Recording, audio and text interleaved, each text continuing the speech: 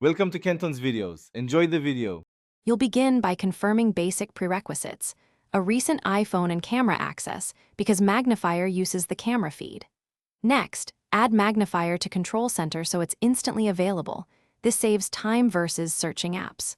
Once done, open Control Center and tap Magnifier, or use the accessibility shortcut if you prefer triple-click access.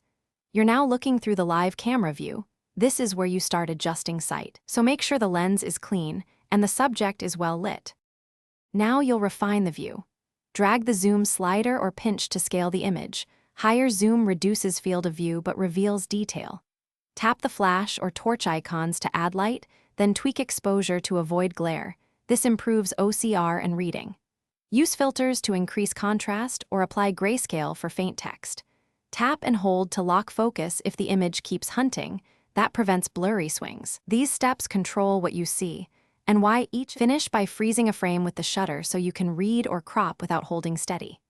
After freezing, use the crop and brightness tools, then save the image to photos or share via the sheet to notes or mail for later reference. When done, exit Magnifier to free the camera. If Magnifier won't open or shows a black screen, make sure camera permission is enabled, force quit the app, and reboot the iPhone. This usually resolves hardware access glitches quickly.